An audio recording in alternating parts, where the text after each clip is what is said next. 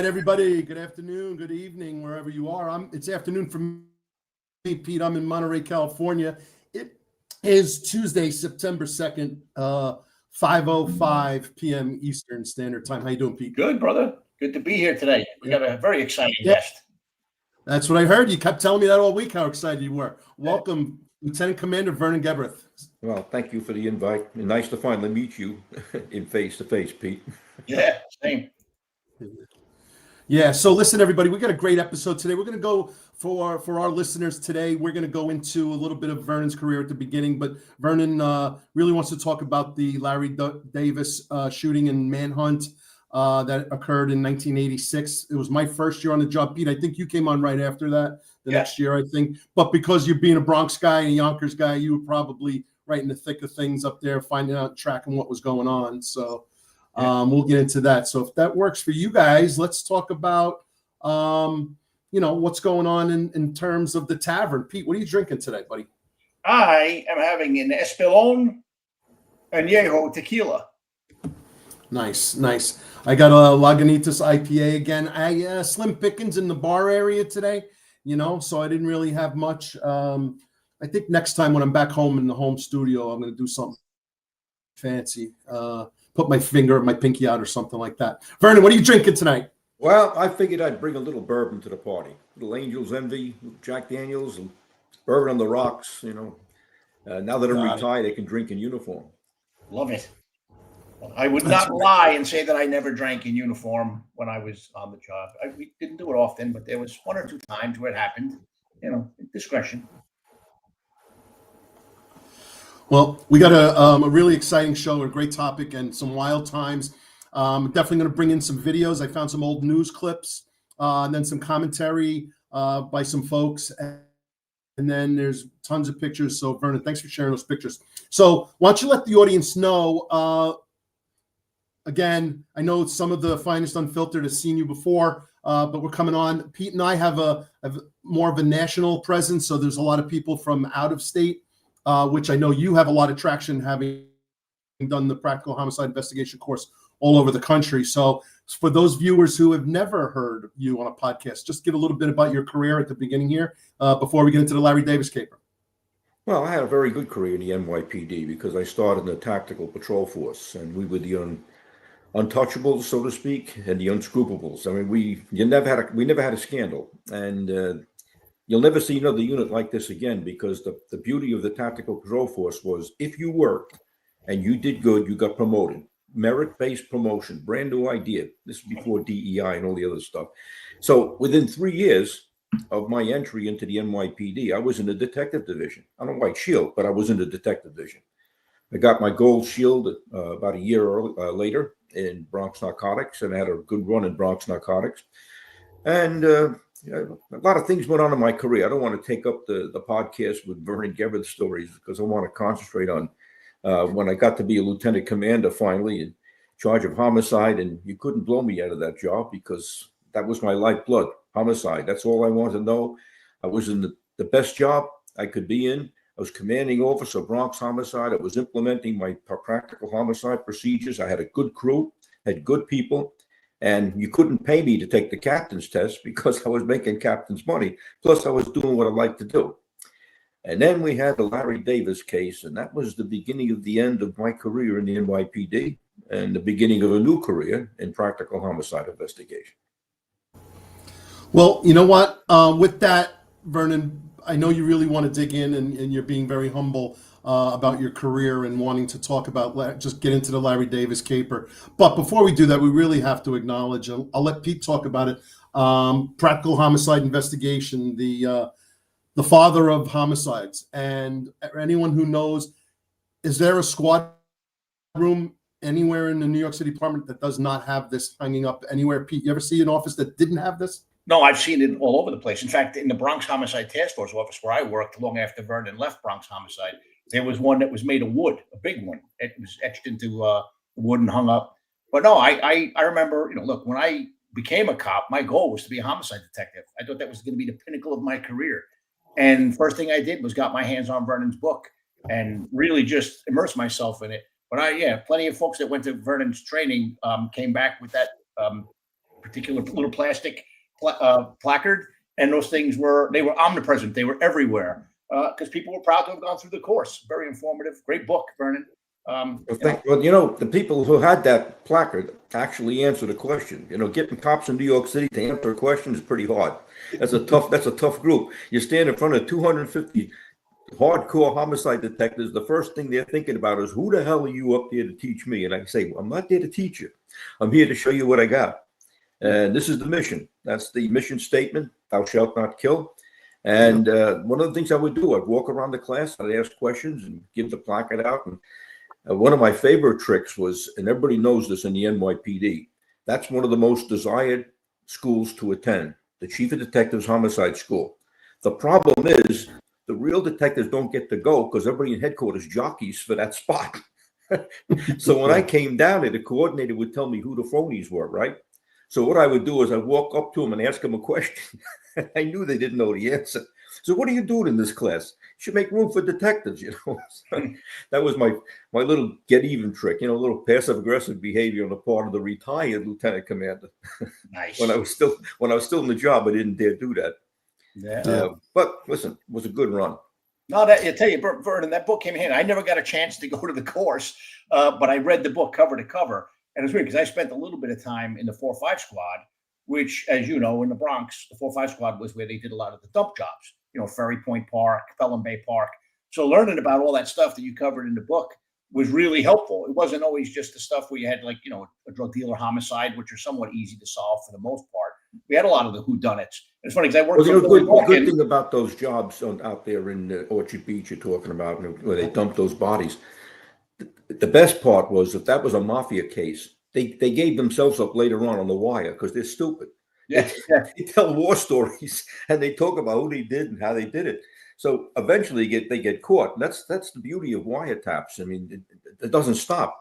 Cases that weren't solvable, say in 1978 or 79, suddenly in 1990 are solvable because people talk too much. Yeah. All you had to do was get the forensic. That was my mantra. Get the forensics, document the crime scene, get the shell casings, document. And when we do have information, we have some place to go. And that was what it was all about. Yeah.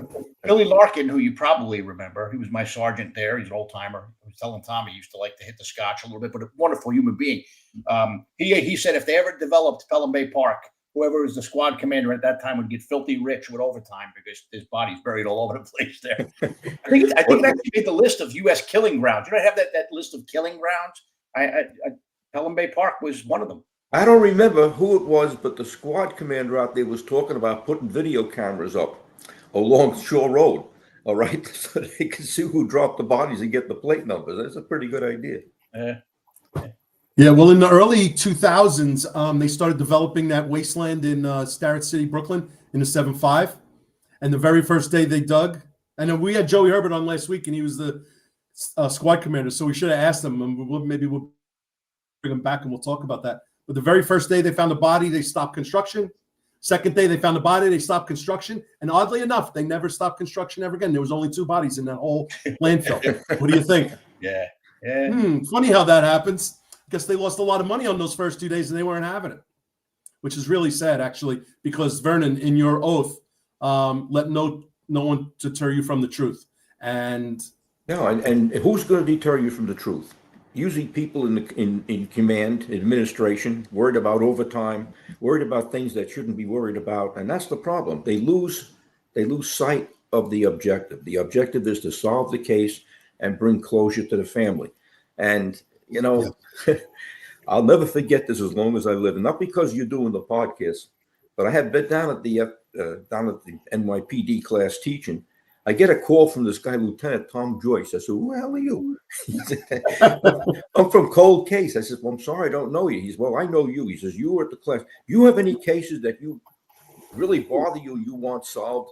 And son of a bitch, I thought of that one case, that little David Reagan case, the 12-year-old in the abandoned building. That case pissed me off so much because the stuff that we have today, it could have been solved. And we didn't have the forensics. But the handling of the crime scene, that put me on a mission, believe me, at that point forward. I made myself known in the 7th homicide. The lieutenant called me and said, I understand you have a problem with the investigation. I said, I never saw such a fuck up in my life. I said, what are these guys doing? Standing around? This should be done. This should be done. So he turns around and says, oh, maybe your team can handle the case. Well, I screwed my team because it was unsolvable without the forensics. But that was one case that really stood out to me. And that cried out for justice. Yeah, and I'll give everyone an update on that. So I went to your homicide course in 2000. Got the book, always on my desk in the office. Carried it with me everywhere. Sits on my desk still today.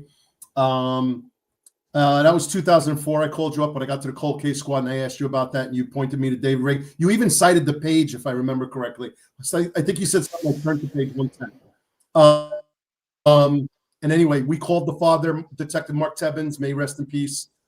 Great detectives, Wild Cowboys case, lead case detective, phenomenal investigator. Gave it to him because of how important you said it needed to be looked at, Vernon. And the father, I'll spare the verbatim statements, but he was still very, very much pissed off at us. He felt that we didn't do a good job in the NYPD, and he's probably right, you know. Well, he would call me up. How come you can solve those cop homicides, but you can't solve my son's case? And I was so tempted to say, this is the guy, all right, who did it. Because we had a homeless person who was released on a sex offender, all right. I would have loved to have given him up. But with my luck, he would have killed him. And they'd say, yeah, that lieutenant told me who it was. So I really couldn't do much.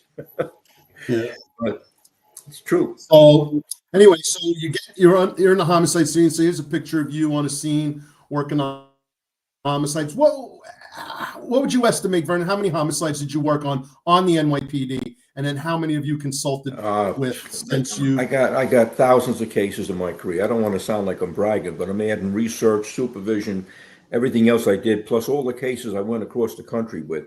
But I noticed in this case, I got male pattern balding. That was a newspaper picture. And that was an interesting case because I swore from the beginning the way this case went down because of the area of the park where the guy was found, and the wound structures indicated to me this was a homosexual killing. Okay, and that was my focus because of the wound structure, the attack to the penis. Well, it wasn't a homosexual killing; it was a drug killing. But the guy who did it was homosexual, and he got into it.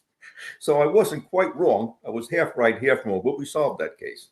Yeah. The postman did it. Just real quick. So Luis on the comments, please ask Vernon if he remembers Lieutenant Dan Kelly from Queens Homicide, passed away a few years ago. Rest in peace, Lieutenant Kelly. Do you know Dan Kelly? Absolutely. A gentleman and a scholar. Good man.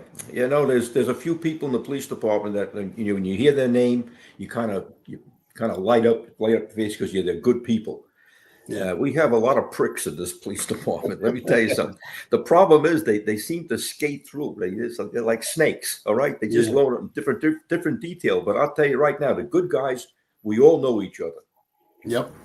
Well, you flock together, right? And what I'll say, and Pete, you've been around the country. I've been around the country. Vernon, you've taught around the country. It's not unique to New York City or the agencies within New York. I think there's a problem, especially more recently, that people are out for themselves and going with the flow and not doing what's righteous. And again, going back to your oath, let no person deter you from the truth, regardless if it's a homicide investigation or the work that you do as a street cop, as a beat cop. Well, it's gotten worse with the after the Obama years and the DEI and putting people in charge of homicide that shouldn't be there. It's horrible because the job is hard enough without having to fight the people in your own command. And it's funny because the people that strive to get those positions is all about ego. They just want the title. I'm in charge of homicide. But you don't know nothing, all right? But you're right. It's not just in New York City because I traveled all over the country and I was preaching to the choir because everybody was saying the same thing. And a lot of people took what I wrote and made it gospel and followed through with it. And it was very rewarding because every time they solved the case, based on what I told them, they shared it with me, and I get vicariously. I was sharing in the win, so it's a good feeling, you know. Yeah. It's weird, Yep. I mean, around the country. I think it's pretty commonplace where a good cop can spot another good cop about 30 seconds into a conversation. But we could also spot the posers about 30 seconds into a conversation. That's true. Yeah. That's true. Well, I was very blessed with my associates. I never took credit for anything I didn't do. I always gave credit. And the secret, at least it's not a secret, it's the way I believe, always acknowledge other people's work. Okay? They're certainly not getting paid enough. Give them the acknowledgement. Build them up. When I showed cases, people say, where'd you get all those cases? I got those cases from people who were in my class, implemented practical homicide, solved the case, then shared the case with me. Why? Because every time I showed a case, I put the name of the detective, the agency, and who was responsible for the successful conclusion. And it came back 100-fold. I had access to every major serial murder case in this country. And that's where that term, the Godfather of Homicide, came from. I didn't call myself the Godfather. I was on Fox News, and the gal says, I understand you're the Godfather of Homicide. I said, well, that's pretty neat. I had never heard that one before. So, yeah. Well, and with that, an acknowledgement, you get a Lifetime Achievement Award from the Vidoc Society. So how did that make you feel especially with your wife on your side? that was unbelievable. I had people that I had, associates from across the country came there. And shared in my, honor, and having my wife there and my kids. I mean, it was a wonderful experience, and they made me sound like I was some sort of super person. But I said, I'm the same son of a bitch I was 50 years ago. All right, but God bless you. Thank you for the award. And you can see standing with my wife, and it was a very nice thing. I had to buy a tuxedo though for that, I never owned a tuxedo. So Jesus Christ, I get an award, but I got to buy a tuxedo. You could have rented one, Vernon. I could have rented one. No, I figured I got grandkids getting married, so it's a good thing to get a good tuxedo. Yeah, that's a good deal. And then if you got it, you reuse it a couple of times. It's good. Hey, we got Ron Layson, the executive perspective, mark of a true leader, Vernon, give credit where credit is due and acknowledge the great work done by others. You'd be surprised how rare that is these days. But anyway, all right. So unless there's anything else, Vernon, I know you're chomping at the bit to get into Larry Davis and the manhunt of 1986, and probably one of the biggest manhunts in NYPD history, and certainly the politics and the nonsense and all the craziness that went with it, we can get into. So before we start anything, because I have a video from start, any comment before we get into the video? No, let's start with a news clip, and I'll take you through the investigation. Yeah. All right, let's do it. Let's see how it goes here. 8 officers were wounded, and now Davis is on trial. The jury selection, however, has been slow and controversial. Charges of racial bias flying about the courtroom. And as correspondent David Goldstein reports, the judge in the case agrees and now must decide what to do. It has become a racial tug-of-war, with accused cop shooter Larry Davis stuck in the middle. In the 12th day of jury selection, the prosecution has charged Davis's attorney William Kunstler with racism for purposely excluding whites from the prospective jury panel. In return, the defense charged the DA's office with excluding blacks. It is a racist concept to exclude a person simply because of the color of their skin. That is racist and must be condemned. So far, 6 jurors have been sworn in, and 5 of those are black. And defense attorneys have already challenged 8 white prospective jurors, dismissing them without any reason. The 21-year-old Davis is charged with 9 counts of first-degree attempted murder, all stemming from a wild shootout with police 2 years ago. 6 cops were injured. Davis escaped, but was captured 17 days later. Since the trial will pit the black defendant against white police officers he claims were out to get him, Kunstler admits he's been trying to get a mostly black jury. I'd like a third world jury. That's a jury of his peers. I think they would understand the situation. They wouldn't be overwhelmed by the fact that it's police officers. Why are they trying to do the opposite? But Supreme Court Justice Bernard Freed cried foul, ruling there was reason to believe jurors were being excluded because of race. He sided with the prosecution, prompting Kunstler to allege the judge is biased against his client. And I think it is not a legal, but a political and a decision coming out of your own personal ambition. But there has been legal precedent. Last year, the judge in the Howard Beach trial ruled that defense attorneys were barred from excluding blacks solely on race. He added that attorneys would have to give non-racial explanations when trying to dismiss prospective jurors. That is one of the options the judge can now consider. He can also dismiss those 6 jurors who've already been sworn in and then start from the beginning. But right now, his decision is on hold until Monday as Kunstler appeals to a higher court. In the Bronx, David Goldstein, Channel 2 News. Building. 8 officers were wounded, and now Davis.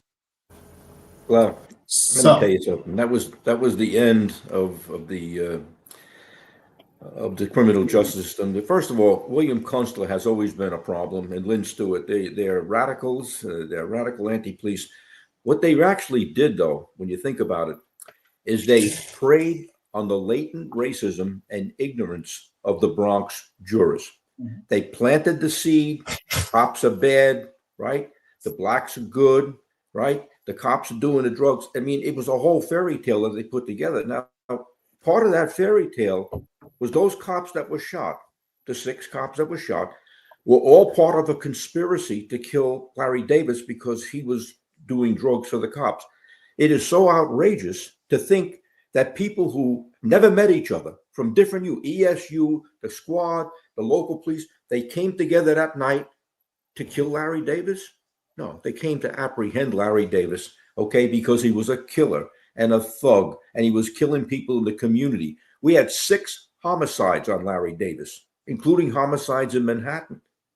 You know, this whole charade began when our police commissioner, Ben Ward, who I think is a racist, turned this into a racial apprehension. Let's talk about what happened. Bronx Homicide Task Force, 1986. We were doing 400 homicide investigations a year, most of which were narcotic-related homicides. Now, I had 2 things going in the squad. I had formed a fugitive unit, and I had a narcotics unit. And with the narcotics unit, we had a 3-phase operation, how we would handle drug-related homicides, fully realizing nobody would talk to us. Witnesses were reluctant, right? We were dealing with just forensics and the crime scene.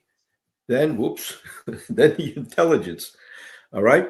And what would happen is eventually we would put together enough information that we would get an exceptional clearance, either because the person who was dead had been the shooter before or vice versa. So we had a good thing going. And as far as my fugitive squad, we apprehended people a hell of a lot more dangerous than Larry Davis without incident, without a shot fired. So let's go to October 30th, 1986. We get called to a quadruple homicide over in the 4-1 precinct, Fort Apache. We got 4 drug dealers, hands and feet bound, right? Face down, executed the back of the head. It's a drug ripoff, okay? But we don't have much evidence. We have shell casings. But then we got lucky. We lifted a latent print off the cash box. Now, at the same time, Bronx homicide detectives, using their informants, came up with a possibility of Larry Davis, who him and his brother were doing drug ripoffs. Well, sure enough, what happens? The latent print comes back to Larry Davis. At this point, we know that Larry Davis is our suspect, and he's going to be a fugitive. I asked my chief, Rotundo, that's what I call him. Rotundo never liked detectives, okay? Why? Because he was never a detective. More importantly, he never had a gold shield. And the thing was that he always considered homicide detectives prima donnas. So when I said to him, Chief, let my fugitive squad take Larry Davis and pursue him. We don't need elitists in the Bronx, Vernon. The local squad can handle this. Now, the 4-1 squad's up to their neck with homicides. Now, anybody who knows squad works know that the squads can't get together and do an apprehension like a fugitive squad can do. So this is the beginning. I says, Chief, you're making a mistake. No. Well, this was the same chief that when he came into the Bronx borough, he said, you know, I never liked detectives, and now I'm in charge. I'm saying, oh, this is going to be fun. Then he goes, and you, Geberth, think you're smart because you wrote a book. I said, oh, wow, I'm number 1. I'm on the hit parade. So I knew this guy was going to be a problem. But now we're looking for Larry Davis, and we have informants. The 4-4 squad was doing a great job, 4-4 RIP, anti-crime, and these cops are coming up with information. Well, lo and behold, in between everything else, there's a chase, a car chase coming out of Manhattan. Manhattan patrol officers interrupt a robbery homicide of drug dealers in Manhattan.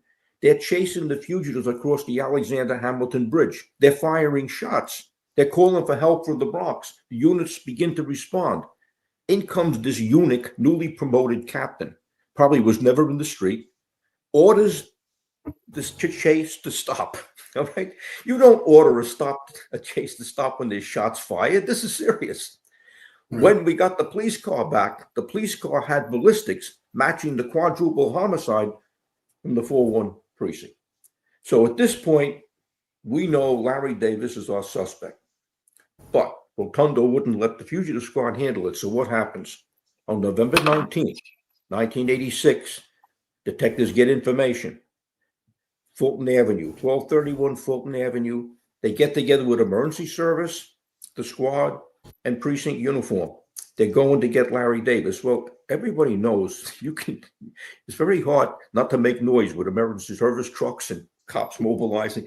As they went into the apartment to get Larry Davis starts shooting over his nieces and nephews and the racist cops, because we're all racist, right? Withhold fire because the kids are in the way. We get 6 cops shot. We never had 6 cops shot in one incident. Now, by the grace of God, across the street was Bronx Lebanon Hospital. Let me tell you about Bronx Lebanon Hospital. If you were shot and your partner brought you to Bronx Lebanon Hospital, you would kill your partner if you got out. All right, that's the kind of place it was. But it was good for triage. And they would triage, and the wounded officers were removed to Bellevue Hospital next day. I had Tommy McCarran, one of my top detectives, shot through the neck. Officer Mary Buckley had her teeth blown out. Sergeant Edward Coulter admitted with a leg wound. Officer John O'Harris, ESU, leg wound. And Officer Ricardo Martinez shot in the arm, and Donald O'Sullivan, one detective, with a scalp wound. We never had this before. I get called at home that night because I had worked the day tour. When I got the message, I believed at that point that my detective McCarran was dead. That's how bad it sounded. I raced in. Now, I've handled police homicides in my career, quite a few, especially during the BLA, Black Liberation Army. I immediately put together an extraction team. Extraction teams are the people like yourselves, good detectives, go out and we pull these people out of their nests because we know where they hibernate, right? We had information that he was holed up at his sister's house at Webster Avenue. We're about to hit the street and in rolls Rotundo. No detectives in the street by orders of the police commissioner. We don't want a racial incident. I said, what racial incident? We just had 6 cops shot. That's attempted murder. And I'm here to babysit you, Gerberth. Oh, fine. So he sat there till 5:30. At 5:35, he took his fat ass home, and I was in the street with 12 handpicked detectives, all of whom would deny they were in the street. Those are the kind of people that work for me, and we missed Larry Davis by an hour. Now, the picture that's up on the screen, that's one of the abortive raids. I'm there with Chief Coletti, I'm going to call him, all right? That's custom. This is like the 5th or 6th raid that we've done with the laughing stock of the Eastern Seaboard. I'll tell you about that in a minute. That's just one of many incidents. What happens the next day? We go to Alpha Bravo tours, 12 hours on, 12 hours off, all right? And they put together the master plan. And the master plan is this. Detectives will not go in the street, they will detect. What the fuck is that? Well, that means burn informants, and you will notify command and control, and the chief of the department, Patton, will personally handle this case. Now, we know that's impossible, but this is the master plan because it's politically correct. A convoy of the SU, emergency service, task force, community representatives, and a battalion, a parade, which will be led by a super chief. And only a super chief can lead the parade. Now, we're the only department arrogant enough to have the rank of super chief, right? Each super chief had to be given a designated call sign. The chief of the department, he was Patton. Chief patrol was Custom. The next guy was Nimitz. The next guy was Halsey. The next guy was Bradley. They actually had army helmets with stars, and this is how they had to be referred to by the command. I was Scorpio leader. What the hell that was? All right. In any event, we could not go in the street. We were to detect. And then when we find him, you notify command and control, and in comes the convoy. Now, both of you guys know you can't drive down some of those streets in the Bronx in a Crown Vic without raising the neighborhood. Right. We're coming in with a parade. They could not figure out why they couldn't catch him. Because he went out the back. That's why he saw it coming. At one point, I said to my chief, please, let me put my people on the perimeter. You're a fascist, Geberth. No, I'm not a fascist. If he's going out the back, we'll catch him. No, couldn't do that. So this went on for 3 weeks, and I'm in a squeeze play. I got to tell you, the pressure was unbelievable. My cops are yelling, boss, boss. And I'm getting from down, get more information, get more information. It's getting like this. At one point, one of my friendly reporters called up, Vernon, what the hell's going on in the Bronx? I said, well, we should be moving like lightning. Instead, we move like a large blue elephant. Somebody downtown knew I said that. My name wasn't on it. They knew I said it. Well, at this point, at 12 hours on, 12 hours off, at one point, I had to go upstate to Siena College to pick up my son, who was in college. And I see a picture of Larry Davis on the thruway booth. I said, fucking Larry Davis wouldn't know how to get to the thruway. He's either in the Bronx or in some nest in Harlem.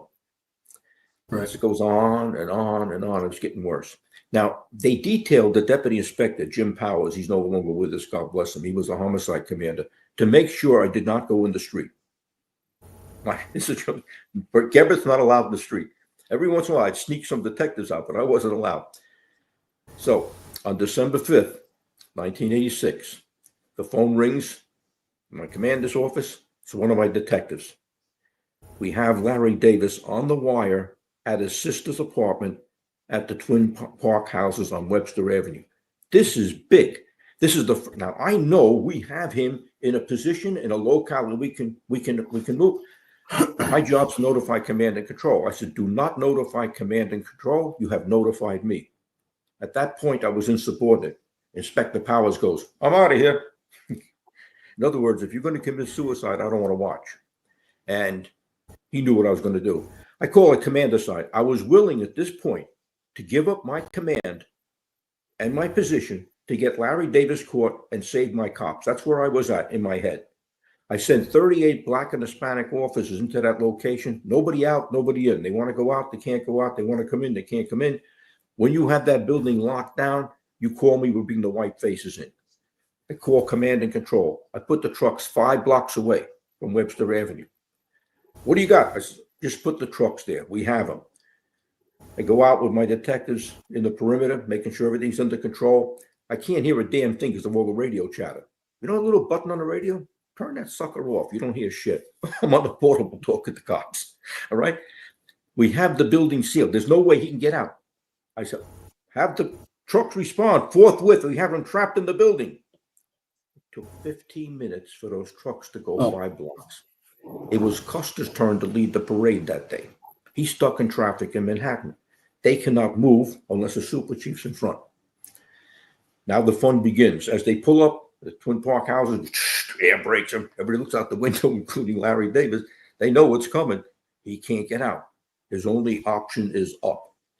Meanwhile, Custer comes running out and yelling, by whose authority have you done this? I said, by the authority vested me in common sense. And by the way, Chief, you know that Beetle Bailey hammer, you look like a fucking asshole. It came out before I could stop it. I says, Jesus Christ, I just called this guy an asshole. He turned around to see if I said it. If already heard me, I ran in the building. I don't know what to do. Didn't take him long to find me. All right. We down to the basement. Now, all 3 chiefs are there. Patton, Custer, and Rotundo. And they're all screaming at me. There was a housing lieutenant in the office watching this. Later on, he told me, said, Vernon, it was the funniest fucking thing I ever saw. You got the 3 chiefs are screaming and you're smiling. Are you finished, Chief? Are you finished? So I'm going to call him Jones, Robert Jones, the chief of the department. Very sardonic personality. He used to call his deputy chiefs and inspectors by their civil service rank of captain to scare them. So he says to me, Vernon, are you a lieutenant or a lieutenant commander? A lieutenant commander would know how to obey an order. I said, Chief, I'm whatever the fuck you want me to be. My men got them in the building. They're not your men. They're my men. Then your men have them in the building. Then the next guy, why did you do it, Geberth? Because I wanted to see him get caught this time, all right? With a laughing stock. Then my guy chimes in. You were insubordinate. You've had it. I said, no. I improvised at that and overcame. Now you're going to get him. He's in the building. So the verbal flogging stopped. The flogging stopped because all of a sudden he's back on the wire. tell the people that I left the building, I got away. I said, good. Now they know he's in the building. 8 hours, couldn't get him out. Now, think about this for a minute. You have the entire NYPD mobilized to catch this mutt, and we can't catch him. And every time we have a raid, we lose him. You know how we caught him? He got hungry for Chinese food at about 11:30, and he sent one of the hostages out to buy Chinese food. Don't tell the cops I'm holding your family up here. This is the guy we couldn't catch. This is fucking ridiculous. So when he comes back with Chinese food, he gets stopped, right? We find out where he is, hostage negotiators, and then Larry surrenders. But not before he gets to speak to all the reporters in the city, plus his girlfriend. And then they march him out, the chief of the department, the police commissioner, and my first grade detective, Andy Lugo, God bless him. That's the guy, the trench coat, who made the arrest. And they walk him through a phalanx of people, of cops, with the people yelling, Larry, Larry, from the building like he's a hero. I'll say, look at this shit. The guy's a thug. He's killing people in the community, and they made him a hero. Yep. So they're going to have a news conference. So some female reporter runs up to him and says, Vernon, didn't you call this raid? I says, off the record, yes. On the record, no. Look, the generals. See, the generals are having a press conference. They caught him. So the generals speak. There was no community unrest. Larry Davis is unharmed. Everything's fine. We still got 6 cops in the hospital, but everything's fine. And then, of course, you saw what happened in the courtroom with Kunstler and Lynn Stewart, and horrible. Well, I thought maybe I might have had a temporary reprieve, but by Saturday morning, it was quite apparent that I was finished being the commanding officer of Bronx Homicide. You don't do shit like this and get away with it. But I was willing to fall on my sword to get him captured. I had 23 years on the job. So you can't forecast you get now, because then they're going to get you. At the time, there were only 25 lieutenant commanders. If I announced my intention to retire, there'd be 50 people looking for my slot, and they would have sent inspections team up to my command. I would have been dying of 1,000 cuts. Instead, I did one of the best undercover operations of my life. I will actually retire without them knowing it, through the black connection. Our senior aide, Oscar, I says, Oscar, I got to throw my papers in. We can't afford to lose bosses like you. I says, Oscar, I'm dead in the water, and the frickin' torpedo's coming. He said, let me think about it. They processed me out using my tax registry number, not my name. And everything was done like that. I went like business was normal. I had another police homicide. I did this, I did that. It was like I was going to be around for a long time. After the thing, after he was arrested, they had a big get together at headquarters, like they conducted a military campaign, giving each other commendations for capturing Larry Davis. I'm laughing my ass off. Well, I wasn't laughing in February, because in February, the guy I called a complete fucking asshole became the chief of detectives. It's not funny anymore. Now, you know how this works, Tom, okay? You've been in the job a long time. There's no direct hit on me. This is going to be like it's the guy for the Bronx supposed to get him for the guy downtown. So what happened is, unbeknownst to them, all right, I'm almost ready. The papers at work's almost ready to go, and I get a lost murder case on February 5th, 1987. I decide to use my expertise with DNA, and I send the material to a DNA firm, and I get a bill of like for $5,000, but the bill won't come in until after I retire. Homicide cops don't get mad. We get even. So I walked out the door with the first DNA case in New York State, the second in the country, third in the world, all right? And I walked out. I walked out with my back straight and my head high, the way I came into this operation. And guess who hired me when I started teaching practical homicide? The DNA firm. So now I'm going across the country teaching DNA and opening cases. So God had a plan for me. Well, Vernon, a couple things. Number one is I got hired shortly after you left. So we never crossed paths in a professional capacity, although I did work with your son, Vernon Jr., who's a great detective. But I'll tell you this. Robert, we called him Jones. I know what his last name is. Jones was despised in the Bronx for his conduct during Larry Davis. I mean, that was talked about for years after I came on board. He used to laugh at the helmet with the 4 stars, number one. Number two is the model that you created, having the Bronx Homicide Task Force with a narcotics module and an apprehension team. I was actually on the apprehension team, even though I was working on some federal stuff. But that model continues, or at least it continued until I left New York to go to Phoenix in 2007 because it worked. I mean, There were good men in there were good men in that unit, and don't forget they put that together. Yeah. All right. Yeah, I'm the boss, but they're the people who put it together. And you want to know something? In my textbook, I actually I talked about the fugitive squad, how it worked, and how it was put together for other departments to follow the same model. Yeah. Well, a lot came out of it, but it was time for me to go. I had to leave. Well, I'm going to thank you because, like I said, being part of the apprehension team, the nice thing is I had to bring a suit into work, but almost never had to wear it. So I was always out knocking on doors and chasing folks, being on the apprehension team. So thank you for that whole concept. So Vernon, you said 23 years, right? Yeah. Were you ready to go about that time anyway, and this just happened, or was this really too early for you? And you were it was too early. I love what I did. I love being the commander of homicide. I love mentoring people, and I'd bring new people in. And when we went to cases, I would walk them through, show them the body, show them the morphologic changes that take place, validity, this and that. I was like an instructor and a commander at the same time, and I enjoyed it. And I wasn't going to leave, but I made a conscious decision on December 5th, 1986. Listen, you're going to give up your command, but you're going to get him caught. And that was important to me because this was ridiculous. We were a laughing stock of the nation, for God's sakes. Yeah. Well, and the reason why I asked that is because when I was on The Finest Unfiltered first, and I think a couple of other guys, when I was talking to Eric and John, specifically, I got into a back and forth with Eric, and we were talking about how leaving the job, a lot of people get scared, but they don't have enough confidence that they can really do a really good job and they can find something on the outside.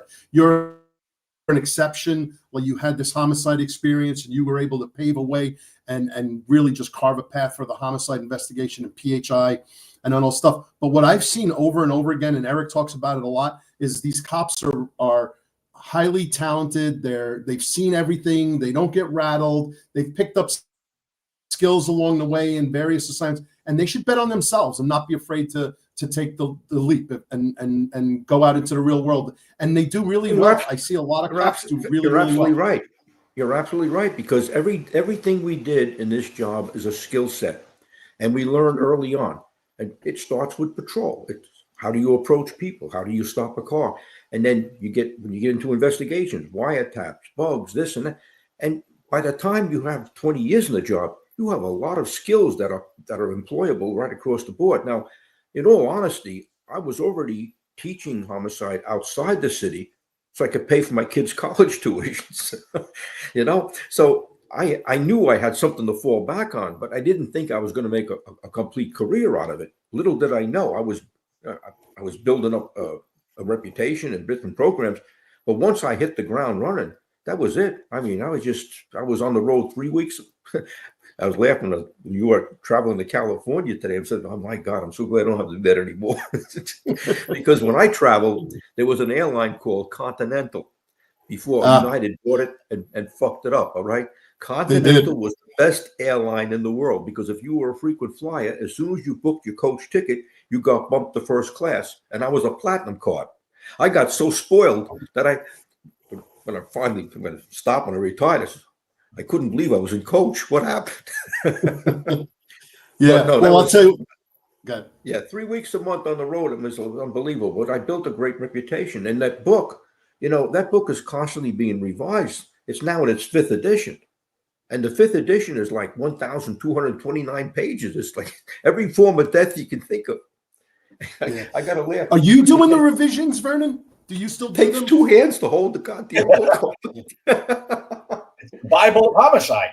Vernon, let me ask you a question. Like I miss the job. I'm not going to lie. I felt like I was doing something important, and I'm retired. We're all retired.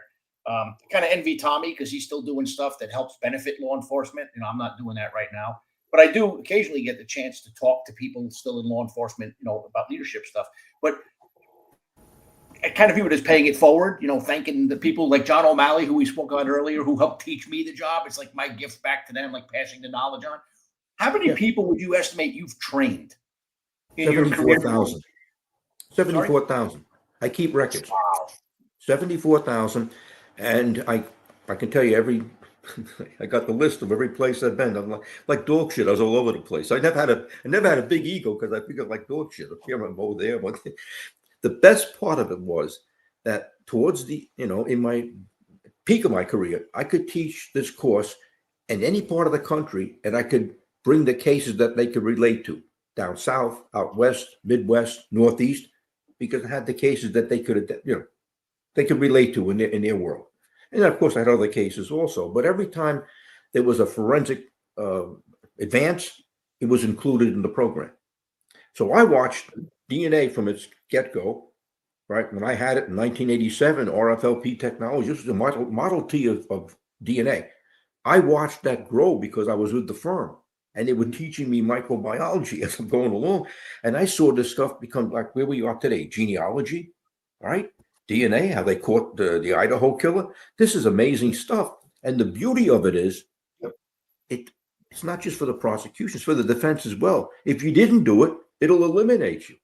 Yeah, that's right. You can see why defense lawyers didn't like it. Yeah. Well, another thing I'll say is, like, after I left NYPD, I got a chance to work in Phoenix, in Miami, traveled doing training. We got to work a brief time up in Canada. And anytime people heard I was former NYPD, very often your course would come up because people have attended your course. And the credibility that I got just for being a former NYPD guy that came from you teaching those folks was amazing. So, I mean, you were quite an ambassador to the NYPD, even though you left on terms that I think are incredibly honorable, but perhaps that's the way you. That's so nice to hear that, because the first thing you had to do when the first thing I would do when I teach, I would lowball the NYPD part and highball the investigative part. I'll never forget, I went to Chicago. They never allowed a New York City detective to teach in Chicago. It's a second city, right? So I had a contract. I had 75 people. 20 of them were hardcore Chicago homicide guys to bust my balls, right? Because I was from New York. So I get up and I could see where it's coming. I said, right away, I could pick up on it. I said, okay, you want to play that game? Now let me ask you a question. So I started back and forth. All right, you win. You're the expert. I said, let me explain something to you. I am not teaching you the New York City way. I'm teaching you the practical homicide way. Okay? We're on the same page. And I got a guy out of that class. God bless him. He's no longer with us. He died of a major heart attack. Mark Swarniak became one of my best disciples across the country. If you look at my textbook, you'll see a lot of the photographs were from Mark Swarniak, because he was a crime scene guy, but he also, when he first had me teach, I had the old book. He says, hey, Vernon, you got a great book, but some of these pictures, you could really update them. I says, well, how am I going to do that? He says, I'm your man. And as a result, beautiful photography work. And he's acknowledged in the book, right? In the first part of the book, you see that. So those are the kind of affiliations I made. And then when there was a major case or something, say a serial murder case, I was part of it because I had taught them and they were sharing information with me. So what happened is, when you called to the news, I would never say I did it. I had information. I would be able to intelligently talk about the case and give credit where credit was due. And that's important, because when you come back to that area, they're going to remember that. Yeah. Yeah. Yep. And people can take credit. Hey, a call out real quick. 1999 to the podcast. Let's see. Sal Greco says espresso. Eric says coffee and donuts. Looks like beer for the boys. A little bourbon for you guys, maybe tequila, something. Thanks, Arbed. What a rapidly growing LE NYPD network. Before moving to computer crime, I was assigned to OCCB. Mr. Geberth's book was a must-read textbook. What an honor to see him here, impart his wisdom today. Thank you. Thanks, Arbed. Appreciate that. And the super chat. And I want to just acknowledge, you mentioned forensic genealogy. So just a preview for in a couple of episodes on September 23rd, we're going to do the Colden State Killer, and Sergeant at the time, Lieutenant Paul Belly, Sacramento County Sheriff's, is going to come on and talk about the very first forensic genealogy serial killer in California. So that's a great caper. So look for the show coming up September 23rd. Anyway, so Vernon, back to out of California. They had some big serial murder cases come out of California. Oh, there's. I was never allowed to teach. I was not allowed to teach in California because of California Post. but I had a class in Las Vegas. So they would come over to the Las Vegas class and they would participate. And as a result, I made some good friends in California. They said, I can't teach in California because the California Post, they don't want you here. So one day I'm teaching in Las Vegas. I see a guy at Post. I says, hey, let me ask you a question. I says, I'm not allowed to teach California. What are you doing here? I want to see what you have so I can rip it off. I said, you won't believe it do it because you don't know how to say the word fuck. Okay. It's a New York helping verb, you know. That's not a curse word. It's not a sexual act. It's how we connect sentences in New York. All right. Yeah. But all right. So listen, let's do a little bit for the audience. So now Larry Davis goes on trial and some interesting stuff. I got a couple of videos, and then after the trial video, and they talk a little bit about it here. Then he winds up getting killed inside a prison, and the killer is on another podcast and he talks about that. And then he also mentions you. There's a shout out on there for you. But let's watch this first video now.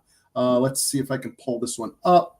I'm going to go here. I'm doing a production here, add to the stage, and let's let it rip. From the outside looking in, Larry seemed like a normal kid in his early years. But beneath the surface, something was going on with him. After his father left, around the time he was in 5th grade, Larry would start getting into trouble. He would be kicked out of multiple schools, and quickly grew into a problem child. And things escalated quickly. By the time he was 14, Larry had dropped out of school, hitting the block full-time. Between 1980 to 1986, he was arrested numerous times, for all types of crimes, ranging from robbery to violent offenses. Larry would quickly build a reputation for himself in the streets, as someone who was violent, fearless, and crazy. There's even an urban legend that many people often tell, about exactly how crazy Larry was. The story goes, that Larry once tortured a chihuahua, killed it, and then cooked it in a skillet, on the stove. Stories like this, were the reason why Larry was given the nickname, Loco Larry. And he really lived up to that name. During that same time period, between 1980 and 1986, Larry would be named as the prime suspect in at least 7 drug-related murders. That's right, as a teenager, police suspected Larry had up to 7 bodies. Larry's friends also knew that he was involved in some serious stuff. He would regularly get phone calls and visits from strange people. These strangers were often older, white men. When they called, Larry would tell everyone that he had to leave for a minute, and that nobody else could come with him. When they would pay Larry a visit, they'd barge into his house, uninvited, and demand to speak to Larry, alone in another room. What was happening with Larry? How did he transform from that ordinary church-going kid into a full-blown savage? Everyone in America would find out the answer, after police would show up to an apartment building in the Bronx, on one cold night, in November 1986.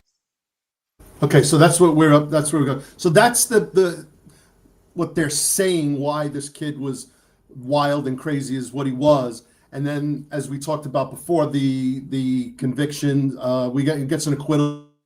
Kunstler pulls the wool over the eyes, and we talk about that before. And then I want to go back to a comment Anthony DiMaggio was really funny, where he related about the third world comment, that he wanted third world jurors.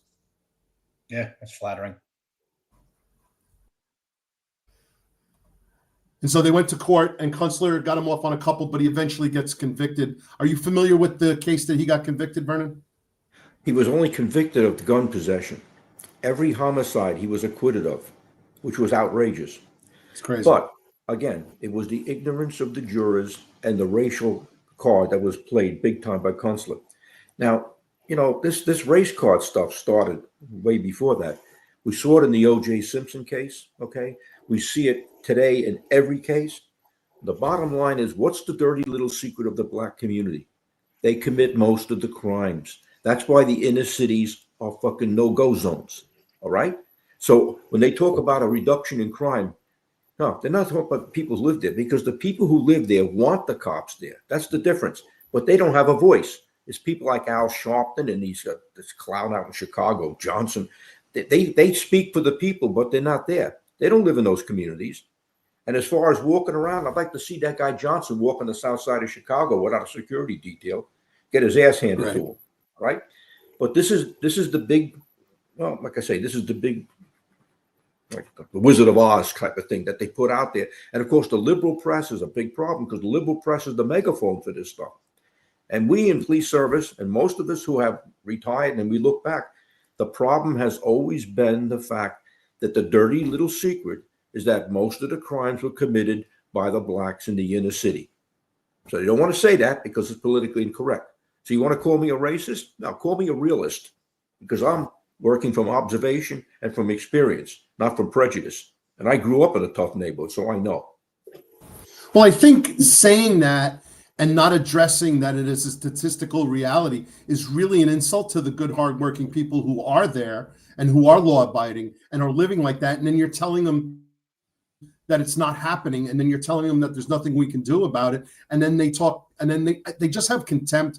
The politicians and leadership truly have contempt for the good, hardworking people in these lower socioeconomic, whether it be Hispanic or African American, and even some of the whiter neighborhoods, or if you go across the country in white neighborhoods, whatever the case may be, they just have contempt for these people. They're living, everyone has a God-given right to live peaceably.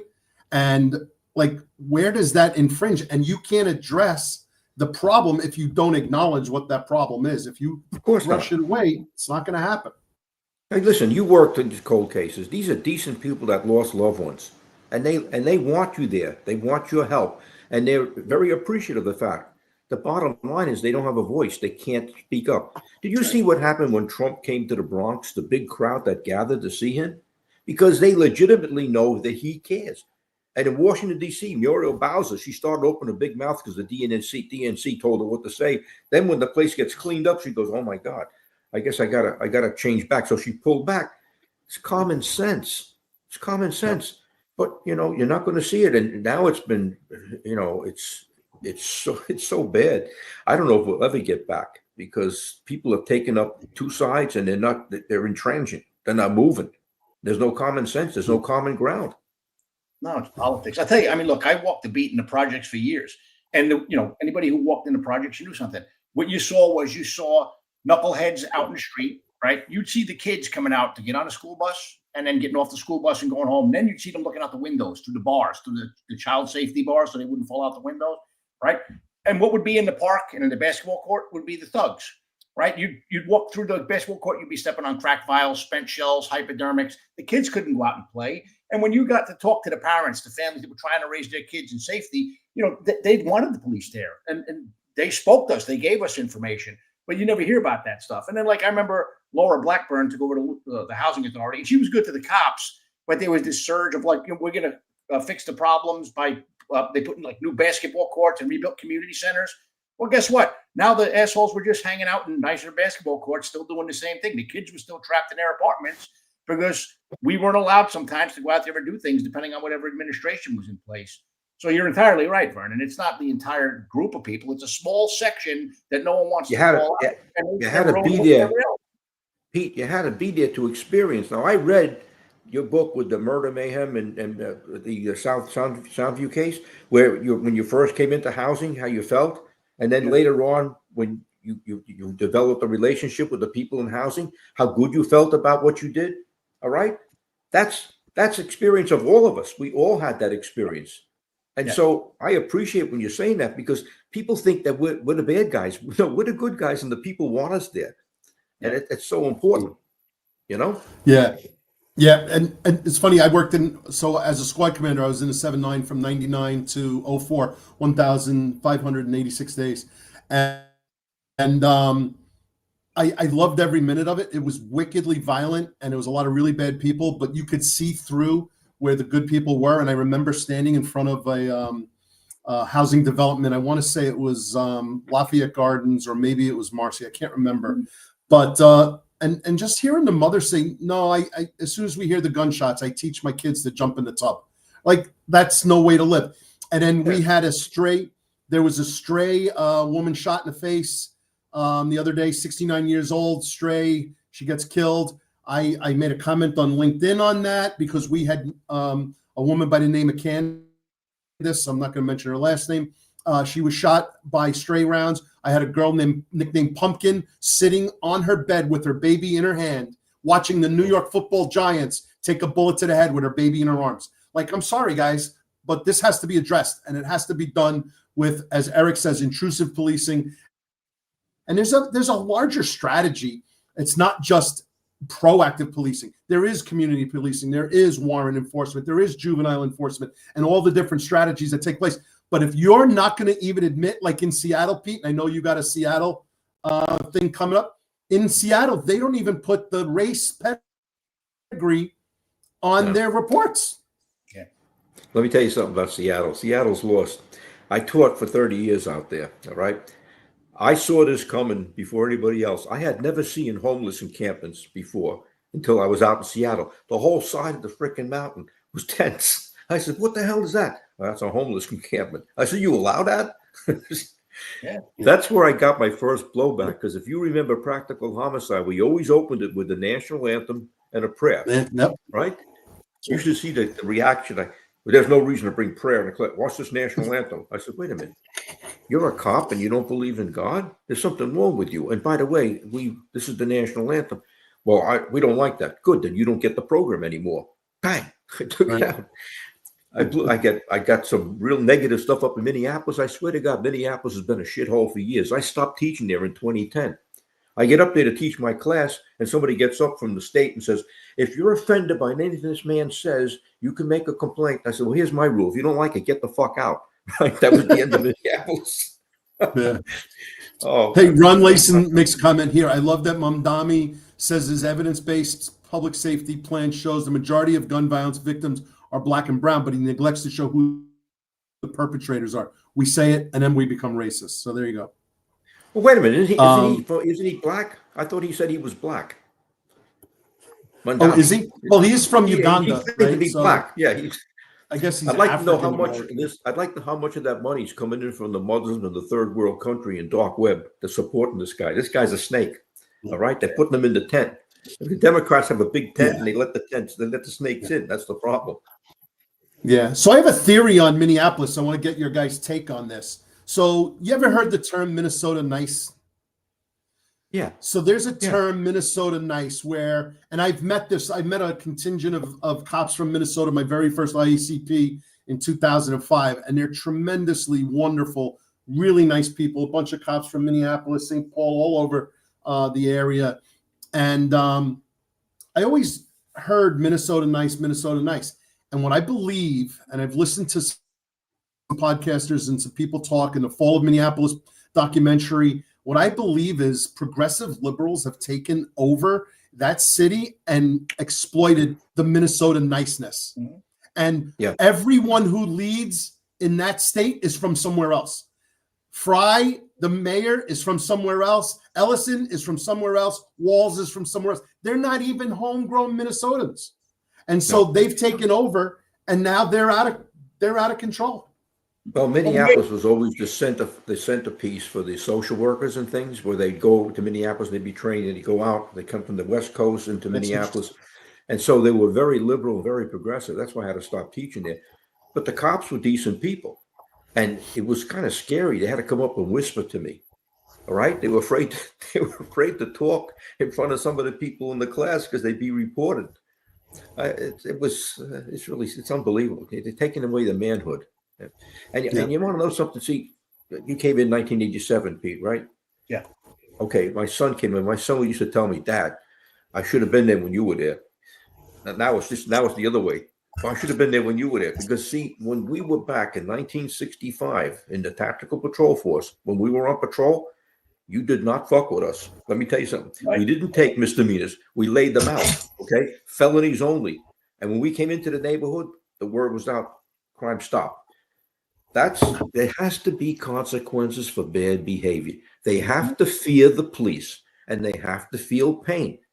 When I was watching TV, when I saw them dump the water on that cop, wherever the hell it took place in the NYPD, let me tell you something now. They dump water on me, they'd be wearing turbans. They'd be at fucking Harlem Hospital. You don't do that. Let's go back to our time, and probably the same in your time, maybe even a little bit different. I remember plenty of times we get in foot chases into the projects. The guy fought, he'd get lumped up, right? Bad. You take him before the desk officer, and the bad guy, because the desk officer would always ask, what happened to you, son? I fell. We didn't coach him. What it was there was a respect. There was a respect from the bad guys and the cops. They knew the game. We knew the game. And, I never had a suspect who we had to use force on say, hey, this is abuse. It was always like, yeah, man, I fell. I tripped down the stairs. And then we would run into them again in the future. But it was that kind of weird dynamic where there was a mutual respect, bad guy versus good guy. That's gone now. Now everybody wants to call lawyers. They want to sue. Times have changed. I don't know. You're in the housing. You're in the housing police. You're by yourself. If you don't stand up for yourself, you're done. You can't walk that beat again. Oh, Vernon, let me tell you, I had a field training officer, a guy named Rudy Edwards. He was a white shield. He did 42 years on the job, retired. He was an African-American guy. His words to me, first off, he said, your patches are really clean. Your leather's too clean. Someone's going to get in your face. He said, if you don't lay them out every single time you go out to the beach, someone is going to get in your face. You need to. This is from an African-American experienced cop to a young rookie white kid from Westchester County, from Yonkers. And yeah, he was right. And because I did see some cops that were afraid. There was one cop, I won't mention his name. He literally would hang out where all the little kids were, like the Pied Piper. Wherever he went, the little kids would follow him. He wouldn't engage in any police work because he was afraid. And the thugs, and they know when you're afraid. They knew. Oh yeah.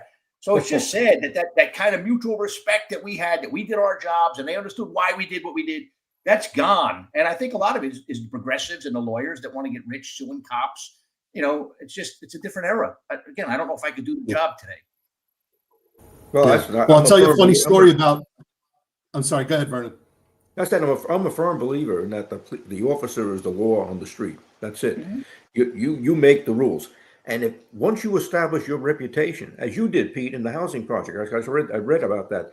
Once you establish your reputation, that's half the battle, because they're not gonna challenge you because they know what's going to happen. You're going to get hurt. There's nothing wrong with that. I believe in that. I'm sorry. So one thing I want to make clear, though, for those listening, especially those who are not cops, I want to tell a funny story too. John Christopherson, Kevin McCann, and I are sent down to Baltimore to pick up a serial rapist, an escaped prisoner from the 7-7 annex where special victims had just moved into. He was the very first prisoner processed there, and he escaped. And their facilities were not completed, and they were starting to process collars. Anyway, it turns out that he's a stand-up comedian, and he does improvisational comedy in Manhattan. And so he turned out to be a really funny guy. His name is Jimmy Martinez. And he tells the story that when we found him in this Baltimore flat, and he was out front sitting in the car, and he saw these three big burly white guys running down the street towards the car with the Baltimore cops kind of in tow. He said in his mind he heard the Bad Boys theme from Cops Show, the TV show. Bad boys, what you gonna do? He's like, oh man, I'm gonna get my ass kicked. And he's like, this is so bad. He's like, don't do anything to provoke them. And they open the door and they yank us out of the car and they mush my face down into the dirt and they cuff me up. And he goes, and they go, don't move, mother effer, don't move, fuck, effer, mother effer, this. He goes, in the second the handcuffs clicked, he goes, okay, sir, get up, brush yourself off. He said, you guys turned like super nice, like instantly. And he goes, like, is it the sound of the cuffs? And he was making his own stand-up routine out of his experience, but he made a really good point. Was like, when you guys are talking, like people are in your face and they're not allowed to invade your personal space. It is, in my opinion, like you're saying, Vernon, it is acceptable to me to expect that if you become within arm's reach of me, that you are physically going to assault me. Therefore, I have every right to defend myself. Yeah. And so I think that's really clear that when I put my hands on somebody, and I say this to people all the time, I put my hands on a lot of people, but it was never because of an action that the other person didn't provoke. Every single time. And you never stop a car without your gun at the ready. Okay, all this bullshit. You pulled the gun. Of course, I pulled the gun. I can't wait 2 seconds to get out of my holster. It's ready. All right. My job's to go home. Okay. How many times did you have your gun out on incidents that you were involved in? Probably 99% of the time. Okay. Like 5 times a day. Yeah. Yeah. I mean, that was part of the routine. Well, listen, we've come a long way backwards. And I don't know how it's going to correct itself, but all I know is that Larry Davis was the end of my NYPD career, but the beginning of my international career, where I was able to share without the constraints of all but one police plaza, the Puzzle Palace, and the personalities and the people who were jealous. Screw them, okay? No, it's strange. It's a strange feeling. It really is. So a comment here by Amazing Ant. Hey, Ant. Good to see you on the chat and very active tonight. What I didn't know was that water incident actually happened in a 7-3 on Rockaway and Livonia. That's crazy. I never would have saw it. Like, you could have told me a couple of precincts at 7-3 would not have been a guess that would have happened in 7-3. Wow. Yeah. So listen, let's get back to Larry Davis. So, Larry Davis was accused of being on the cops' payroll, all of the crazy stories that they tried to throw out. The cops went to kill him. And then once he was killed inside of prison, the story was the cops got to him through the inside. And this guy, Blue Boy, his name was Ramos. He's a Puerto Rican Crip. He's the killer. He winds up doing 39 total years in prison, but he kills Larry Davis and gets sentenced. And then he's on DJ Vlad's podcast. So let's hear him talk about him killing Larry Davis. Okay. Oh, wait. Hold on. Sorry. I'm still learning this production thing, guys. Bear with me. That's all right. Give me a chance to sip. Okay. I'm going to go here. And we're going to go here. And here we go. Him. That gave him an opportunity to kick me in my face. And when he did that, I grabbed his pants leg and stabbed him 2 times in his leg. And one of them severed the fetus artery on the back of his leg. And that's how he ended up dying. But I stabbed him 13 times. It collapsed his lung and severed his fetus artery. So the COs rush in, they take Larry to the infirmary, but at the prison you were at, there was no trauma unit. Right. So they tried to transport him to an actual real hospital, the trauma unit, but by the time he got there, he died. Right, he passed away. But if they would have tied his leg, let me say that, if they would have tied his leg, he might have survived. He would have lost his leg, but he would have survived. Even with a collapsed lung, As a doctor. he survived with that too. But they didn't care about him. Listen, you don't know how many officers, good job, and. So anyway, Tommy, I tell you this: there's a lot of injuries that you want and don't want. You do not want to get stabbed in the femur artery ever. the famous, But, I didn't know when there that was a happened, famous. When that happened, I got called from the media because the media knew I had that case, and they asked me what my opinion was. I said, well, my opinion is that apparently the criminal justice system couldn't do what the correction system did do, and justice has prevailed. Well, there was some black minister of the Bronx who was screaming my name wherever the service was. Give it, give it, give it. I'm glad he couldn't pronounce it right. He was pissed. I thought that was a good ending because, like you say, you live by the sword, you die by the shank. That's it. Yep. Well, this guy goes on. It's a longer video, but he says that he was involved in a beef with somebody else, and Larry Davis inserted himself into it. And he said he should have just minded his business and still be alive today. So that's part of the thing. Jack Stern wants to know, Vernon, if you had a body-worn camera today, how would that have worked out for you? If I had to wear a body camera today, I'd be up with that guy that you just interviewed. I'd be in prison, for Christ's sake. Let me tell you something. That body cam doesn't do any good for you. I know that people say, it shows what happened. No, let me tell you something. A lot of things shouldn't be recorded. And correcting the conditions on the street, okay, with thugs, they understand one thing and one thing only: fear and force. All right? And when they get that message, you can't have that on camera because the liberals can't understand that because they're not walking those streets. And all of us have walked some dangerous streets in this city, okay, and other people in other jurisdictions as well. I've been to a lot of no-go zones in other states, and it's the same shit. You gotta establish yourself. You're no nonsense. You're not taking any shit, and we don't want that on camera. Okay. Yeah. All right. So any wrap up on Larry Davis? Unfortunately, Vernon, you left not of your own will. I mean, you chose to leave, but it's not the way you wanted to leave, and that's unfortunate. You had to sneak out the back door so they didn't mess with you. That's really unfortunate. But like you said, you've gone on to a great career in the afterlife. You've helped more people. I think you could make the argument with 75,000 plus people trained that your contribution post law enforcement is actually more significant than your time on the NYPD, because think of the breadth of information and knowledge that you've shared and how many more cases have been solved. So you could make the argument that your contributions are more It was a significant. two-way street. I was After. learning as I was teaching. That's if you're a good instructor, you're learning as you're teaching, because you're hearing things. I used to love questions. You ever go to a class, especially by some muckety muck, right? And you ask a question, I can't discuss this at this time. This is the inappropriate time to answer the question. That's because you don't know the fucking answer. See, I was open to anything. All right, in the middle of a part, I'd stop it.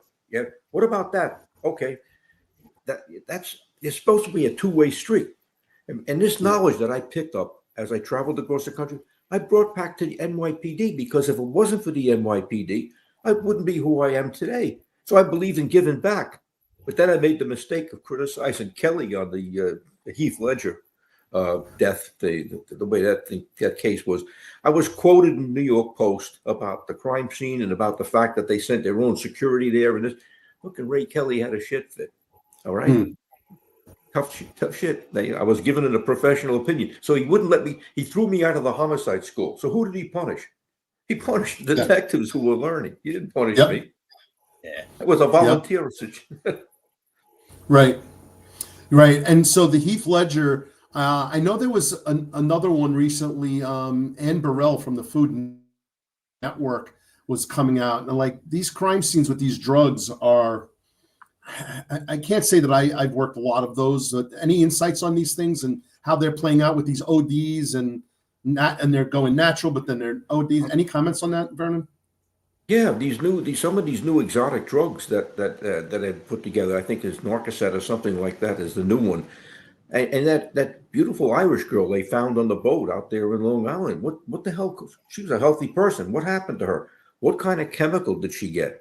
You know, there's a lot of drugs that they don't test for in the screens, because if it's not cocaine or heroin or right, they're not looking for other things. And there's a lot of new stuff out there. And these damn pills, they look like regular pharmaceutical pills, but they're not. And these kids are getting them online, and they're taking. They don't know. Oh, you're going to get an ice high. Yeah, you're going to be dead. So that's a bad thing. And I don't know what the answer is. But. So we had Gary McCarthy, former Deputy Commissioner of Operations, former Superintendent of Chicago, on episode 2 or 3. And he said that he believes that every dealer of fentanyl right now will end up killing somebody, and they should be prosecuted for murders. They are poisonings. What do you think? Absolutely. Fentanyl is deadly. It doesn't take much. Okay. So if they're selling fentanyl, they're selling death. All right. Right. But I don't think the criminal justice system is prepared to prosecute them on that level. I don't think they have the ability, because everything today is like diverted. This, restorative justice, putting people in programs. No. Let's go back. You're killing people. You need to go to jail and possibly the death sentence. Yeah, it's sad. We've come to a point where we lionize the criminal, right? We demonize the cop, and we marginalize the victim. Terrible. Yes, sir. Oh yeah, we definitely marginalize the victim, because the victim has no voice in the criminal justice system. It's all about the rights of the defendant. All right. And the other thing that I don't like, and I never liked it, where the district attorney's office has to authorize the arrest. That is complete and utter bullshit. You know what that is? That's a way for them to avoid prosecution. What do you think the people in the street think when you bring somebody in and everybody knows he did it, and the district attorney decides he can't win, so he's not going to prosecute? And they go, who do you think they blame? They blame the prosecutor? No, they blame the cops. We look like shit. Yeah. And why do we look like shit? Because the lawyers made the rules. Every time lawyers make rules, we get screwed. Remember that. Yeah. Yeah. So, all right, last thing on Larry Davis. When I was doing my research for getting up today and up to speed, it turns out that Sergeant John O'Hara, ESU Truck 3, retired in 2023, is probably the last person involved in the caper. Did you know John? And it's good to see him. 42 years, signed out. Police Commissioner Sewell saying goodbye. And he had a tremendous walk out of ESU. He was shot in the leg. I remember when he got shot. Yeah. So just a little shout out to John O'Hara. Congratulations on a retirement and 42 years on the job. It's pretty amazing. Good career. Yeah. Any final thoughts on Larry Davis? We're going to shift a little bit and we're going to talk about a little something. We'd love to hear your thoughts, but no, any final thoughts on Larry Davis? We done, guys? We're done on Larry Davis, but if you could talk about the West Indian Day Parade, let me tell you something. That there's nothing good about the West Indian Day Parade. I mean, the politicians talk about a cultural presentation and a joyous occasion, and all the politicians go out there. Let me tell you something. That's a dangerous place to be, and it reminds me of a bunch of savages. Okay, all right, and who gets shot? Anybody in the way. When they start shooting those guns, they're not worried about where those bullets are going to go. Yeah. Go ahead, Pete. I know you have a strong opinion on this. No, I do. First off, there are two details that I hated for different reasons. One was the West Indian Day Parade because of a couple things. Number one is, I agree, there's a lot of violence there. It's tolerated. We were ordered not to summons anybody, arrest anybody for smoking marijuana. I had an inspector once say, if there are shots being fired, you'll love this. I can almost quote it verbatim. If there are shots being fired and no one is shot, do not respond because they are shots of jubilation and it's not an act of violence. You don't want to start a riot. But I love it. Jubilation. Yeah, but those same white shirt bosses would order you to go summons a guy for having an open container at the St. Patrick's Day parade. So the two different disparities in how they, treated people at these parades was bothersome to me. I remember the last one I did was in 1999. I got hit in the head with a bottle, not bad enough to knock me out or anything. And I stayed there. I continued to work through the day. Probably stupid of me. And I remember, as the day was going on, there was this one point where this guy comes running through the crowd, and you see the crowd is parting. And I'm just like, oh, shit, here it comes. And what happened was the guy was assaulted to the point where they took a box cutter, and they cut this guy's back in a fight from belt line to the top of his scalp, wide open. The blood, people were running because they didn't want to get sprayed with the blood. So I mean, I don't understand why that parade continues to go on with all the violence around it. Look, the one that bothered me also was New Year's Eve, because you'd freeze your ass off because you got out there early. You didn't go home till like 3, 4 o'clock in the morning by the time everybody left.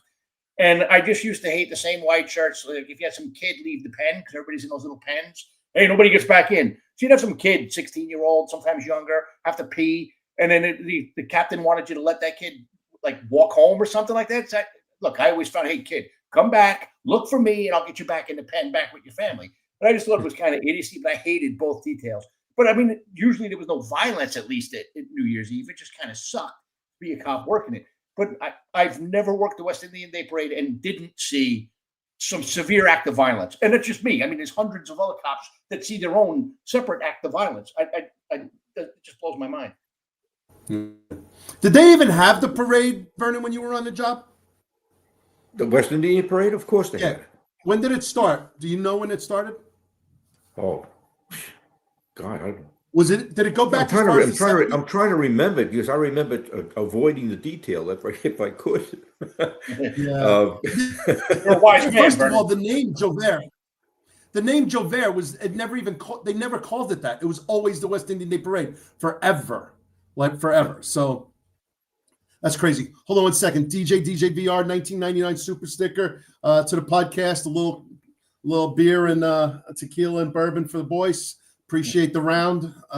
Thanks, DJ VR. So having worked in the 7-7, I had that a couple of years. And then in transit, we used to go there in the Eastern Parkway line, the 2 and the 3, the IRT on that side. And we used to work the stations there, and it was wild. So I will say, Vernon, that not going to push back. Your point is well taken, but nothing good. I mean, a lot of good people, same way I felt about Bed-Stuy, is a lot of good, hardworking people. They want to enjoy their culture, their community, their dance. The costumes are outrageous and fun, but it's a shame that It's they a have magnet. to do that and It's a bring their magnet kids for and then bad behavior.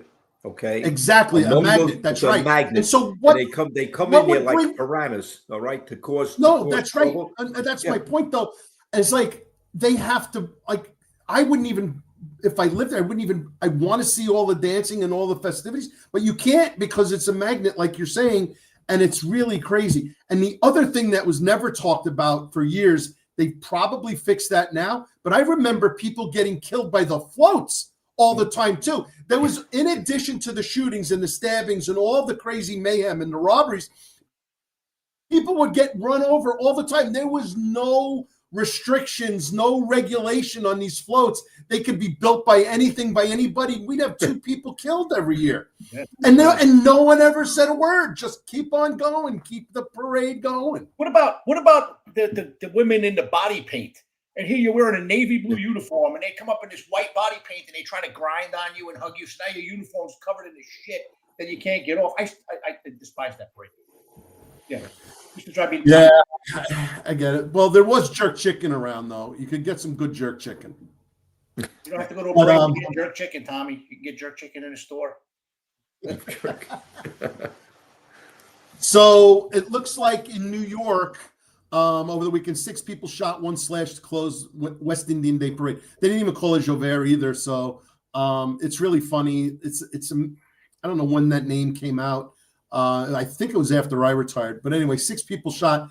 And not even to say that without a parade in Chicago, I think they were up to 67 people shot, 7 or 8 killed. Hey, Labor Day weekend, baby.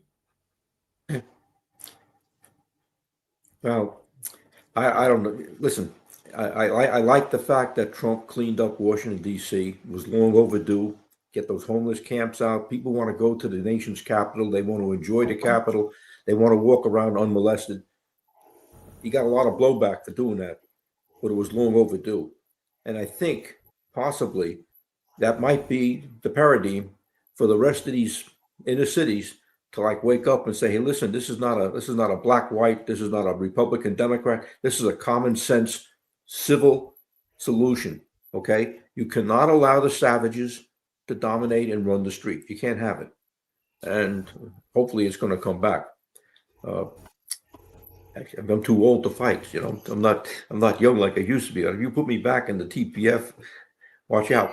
We owned the streets because we ran the streets. All right. And when they had those riots and we arrived, it was like clockwork. It was the most impressive thing you ever saw. The buses would come in, there'd be 2 cars in the front, 2 cars in the back with those percussion sirens. And as we came into the riot, the sirens would stop, the lights would flash, and we boom, boom, boom on the floor of the bus like a Roman legion. We'd fall off, go into V formations. It was a wonderful thing. You'll never see that again. There was no giving them space to burn. Remember that? Yeah. Space to burn. Unbelievable. Yeah. Give them the plea up in Minneapolis. Give them the precinct. Yeah, let them burn down the precinct. You know, it's like a toothache. If you don't address it, you're going to lose the tooth. Yep. Looks like a comment here was Amazing Ant 1947, and then Ron Layson calling that it was moved over to Brooklyn in 1969. Yeah, so there you go. And then Marlon B, fire detective from the Finest Unfiltered family. They were peacefully shot. So, yeah. And then Ron Layson, the pre-celebration to the party ending Monday morning. Yeah, it's really an all weekend thing. You know, and then the New Year's Eve stuff too, not just the Times Square thing, but all the supposedly celebratory gunfire at New Year's Eve. And like, they used to pull all patrol units in at like 10 minutes to 12 and not let them go out till 5 after, 10 after, and then go respond to all the shots fired. There was about a 15-20 minute break where nobody was out on patrol. I got a story for you guys about January 1st. January 1st, look, December 31st, 1994, my wife went into labor. And as you know, you can't get off on New Year's Eve. Takes an active guy. I had a little duty captain, Sammy Guarino, to tell him I needed a day off. And he's like, oh, Pete, you need to come in. Like, Captain, in. My wife's in labor. I'm not coming in. So I got to make a couple of calls to get back to you. So he does. He calls me. He says, all right, talk to the inspector. You're off. Named the baby after me. His actual name was Sebastian. And thank God it was a girl. But anyway, so New Year's, the ball drops, right? But throughout the night, my partner at the time was a guy named Pat Kelly. He stopped by a couple times at the hospital. My daughter was born at Einstein College Hospital in the Bronx. Bring me a cup of coffee. How's it going? So anyway, when my daughter was born, which was the second baby born in the Bronx, I called the precinct to tell Pat, hey, it's a girl, everything's good. And when I get to the desk, they're like, who's this? I'm like, it's Pete Friselli. Pete, didn't you hear what happened? No. My partner and the guy who was covering for me were both shot by a guy who had an AK-47 type rifle from the roof of 1132 229th Street in Edenwald Projects. So had my daughter not been born, I would have been with Pat when he got. Thank God they both survived. Pat got hit in the leg. The other guy got hit in the hip. But yeah, man, New Year's Eve was no joke in the streets. Ron Layson, that's a big housing move. Be surrounded by 4 walls of concrete, 2315 0015. Yeah. Yeah. So, all right, guys, we're at an hour 40, a little shorter today. We focused us on the Larry Davis caper and then a little bit of Gerberth. There's going to be they talked about it today with on Sal Greco's show and the executive perspectives tomorrow. We'll get into that. Anything else you guys want to hit on and get going on, or we'll wrap up? I'll do some house cleaning at the end, but if there's anything else you want to hit. I don't know, belabored, I wanted to get that fact out about Larry Davis because a lot of people don't understand the dynamics involved and how many people were hurt. And the fact of the matter, how the police department was brought to their knees. It all boiled down to the racializing homicide investigations. This was not a racial incident. This was a goddamn drug dealer who was killing other drug dealers. But that Ben Ward, you see, Ben Ward has a history. He was a first black police commissioner. He was the same guy that released the 16 suspects at the Harlem Mosque. Okay. He was the same guy that disbanded the tactical patrol force, which he called racist. And there were dynamite good black detectives in that unit. So, and he, with the Bumpers case, he also made himself known with the Bumpers case. The guy was a racist and a buffoon. All right. And we're not supposed to say that because it's politically incorrect. Well, now that I'm retired, I got my rights back. I'll be the first guy to call him a buffoon. What kind of police commissioner pisses out of a freaking helicopter? Okay. So let's just tell it like it is. Yeah. Pete, you want to say something? No, since we're closing up, Vernon and I spoke earlier on the phone today. I never spoke to Vernon until today. A guy who was really instrumental in my career taught me he took basically an average detective and turned me into a better investigator, a guy named John O'Malley. I mentioned him in one of the earlier episodes. John is a legend in law enforcement. John he taught a lot of ATF agents how to be investigators, taught a lot of detectives how to investigate, worked at SDNY for over 20 years after retiring from Bronx Homicide. I mentioned that John had leukemia. Well, he got a bone marrow transplant.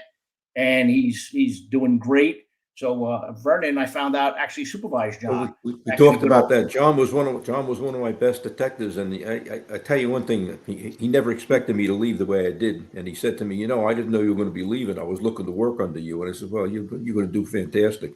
And he did. And he went with the federal government and with the Soundview crowd. Those guys were unstoppable with Bronx narcotics. You needed a federal interdiction to handle that. And it was done well, and you did a good job, Pete. I read about you. Well, John taught me everything I know about doing federal cases. But he just, I know some folks just keep John in your prayers. Like I said, the bone marrow transplant was successful, but he's still got a little bit of a fight. A long road of recovery for him. We did a lot of praying, and I talked to him earlier in the year, and a couple of times he was up for the donor, and it didn't match. The numbers were wrong, and he had to wait. He was in the hospital for months. It was horrible. But he's back with us now, thank God, and great for the shout out. Thank you for doing that. Sure. Yep. So thoughts and prayers for him. Smash those like buttons. Find us Unfiltered podcast. Like, share, subscribe, please. It helps the algorithms keep it going. So we appreciate that. With that, we'll start wrapping up. let me get this current here, and we'll bring this up. So you got a couple books, Vernon. You got The Godfather of Homicide. I know you didn't name it. That's what the editors do, but it's out there. It's available on Amazon, and there's, like you said, the 5th edition of Practical Homicide Investigation. So where can everybody get these? Well, everything's on Amazon, but don't buy that Practical Homicide book unless you're in the business, because it's a very expensive book. And the Godfather book was basically a legacy book for my grandkids. It's not supposed to be a bestseller. I don't expect it to be a bestseller, but I wanted to keep a record. I'm good on records. I believe in documentation, because documentation probably saved me on this job. But that's my documentation of how I got to be where I was. And thank you for putting that up. I appreciate it. No. I mean, I think it's probably a great read. You had a stellar career on the job. You've obviously got an interesting story and the unfortunate circumstances of why you left, and then everything you've done after that. It's great, and I think it's probably a good read for true crime fans. And then, I will tell you though, Vernon, yes, Practical Homicide Investigation are for practitioners, but I did have, when I left the job and I went to the private sector and someone found out my background, they were telling me what a true crime aficionado they were. And then they said, "No, I like all the gory, ghouly stuff and all that kind of stuff." I said, "Well, do I have a book for you?" And so I brought it in one day to work with me, and we sat and went through it. I wasn't really comfortable leaving it behind. I didn't think I'd ever see it again. And besides, I didn't know how deep I could go. So there are some people that are interested in that. I don't really like the idea of them doing that for curiosity's sake. But yes, if you are a practitioner and you're a police officer and you want to become a homicide detective, or you are a homicide detective, this is how you do it. This is the Bible. I don't think anyone would argue with that. And do it right the first time, because you don't get a second chance, right, Vernon? That's it. That's the mantra. You only get one chance. Do it right the first time. And remember, we work for God. That's right. And you might not want that book. Well, you might not think that book will be a bestseller, but I pray that it becomes a bestseller, Vernon.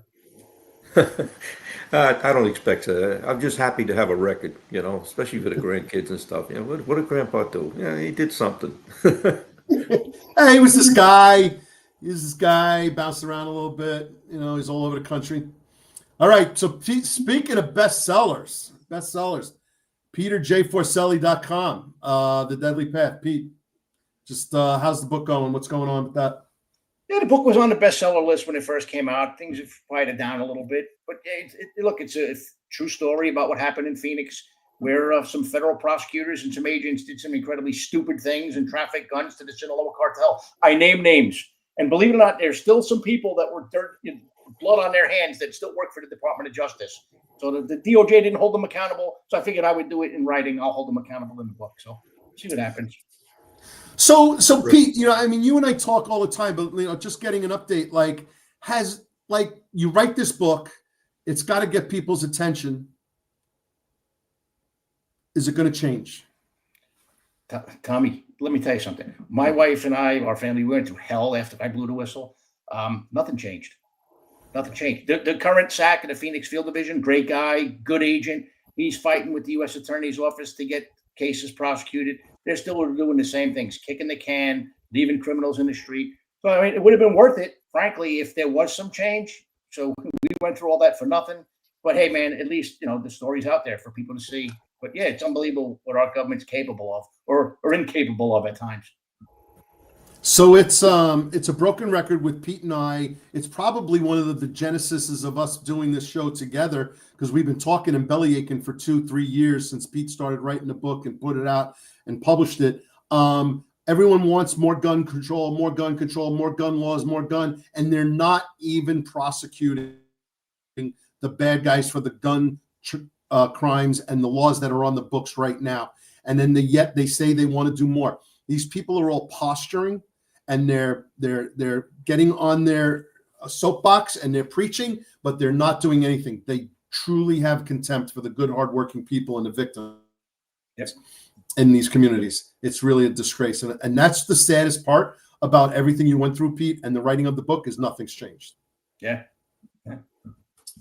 All right. So tomorrow, 8:05 a.m., John and Eric and Marlon are going to be on the Finest Unfiltered podcast, the regular morning show on Wednesday. Why Kevin Cruz left the NYPD. It's his story. It's not everyone else's story. So tune into that. Listen to why Kevin Cruz became a New York City police officer, what happened, and then why he left. It's an interesting story coming out tomorrow, 8:05 on the Finest Unfiltered, Eric, Marlon, and John. And then tomorrow night at Wednesday, 5:05 p.m. Eastern, the Executive Perspective.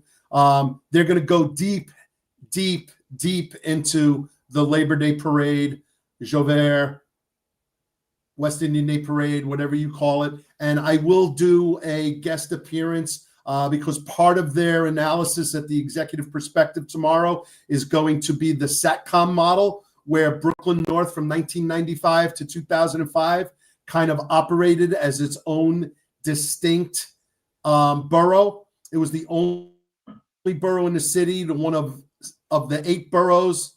Brooklyn North SATCOM was under one uniform chief, one assistant chief. I'm sorry, an assistant chief ran the borough. Deputy chief was the executive officer. Then there was an inspector in charge of detectives, an inspector in charge of narcotics, and all the precinct commanders, all the detective commanders, and all the narco commanders all rolled up to a uniform. I actually liked it and enjoyed it. It was Brooklyn North. We were very much like a family, a lot of leaning into each other and counting on each other, a lot of collaboration. That's why Joe Herbert and I became such good friends. Our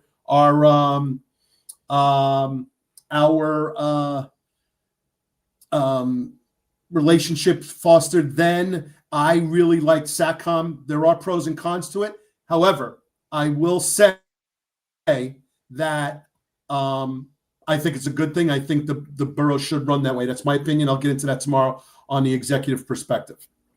And the Sal Greco show, I just got word for all of you who are paying attention and listen right now, the Sal Greco show on Thursday, 1:05 p.m. Eastern Standard Time, they will have, and I didn't have it in time to put a graphic up, but I'm going to announce that the notorious dirty cop, Michael Dowd, from the 7-5 precinct, will be a guest on the Sal Greco show. I have a little side story on Michael Dowd. I met him as young children. His cousin grew up on the same block that I did in Brooklyn. I'm not surprised the way he turned out. And I don't care if he served his time. The damage he did to cops is unacceptable. He should never be forgiven by cops. So I'm looking forward to hearing what he has to say, and some back and forth between Sal and Jack Stern on the Sal Greco show, and how they handle this interview of this notoriously dirty cop. I think they'll do a great job in digging into it and finding out. I think it's a great interview. I think it should be told, but I personally don't think that any cop anywhere, nor should anyone in the public, really give that guy a break and forgive him for what he did. He's allowed to live his life and get free, but I don't know. What do you guys think about this? This is breaking news. Michael Dowd, it's a ballsy move right here to interview this. It's terrible. I recently tried to get into One Police Plaza, if I'm not mistaken. Just despicable human being. I'll just leave it at that. Yep. But in today's day and age on these podcasts, he's out there. He's telling his story. He's all over. He's doing it. And, you know, this is an appearance here that I think this is a good way to hear. I'm looking forward to it. I'd like to see it. I think Sal and Jack will do a great job because they're honest and they're on the right side of right. So let's see how it goes. But I don't think I'm not saying they shouldn't do it. I'm just saying, man, Michael Dowd, boy, that's a long setback for a long period of time. Yeah, a black eye to law enforcement. Yeah. Anything else, guys? We're gonna wrap up here, and then that's it. Any final thoughts? Yeah, I do. Actually, Vernon, thank you for your service, brother. What you created, I had the benefit of being part of much later. So, I mean, that legacy that you left behind was a place that I was very proud to work in.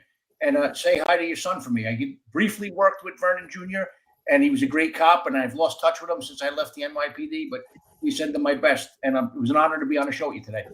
I make sure I'll do that. Thank you very much, and I appreciate it. And God bless the NYPD, and God bless all of us, because we are working for God. Yes. So I was thinking of something when you were talking before, Vernon. And Eric Dim is bringing up a comment here. Failed leadership repeated itself in today's NYPD. You know, hearing your stories about stuff that happened in the 80s, and then we all know Phil Cardillo in the 70s, like this is not new. Like it's been going on for a really long time. It may have manifested itself much deeper and wider nowadays, and it's more often.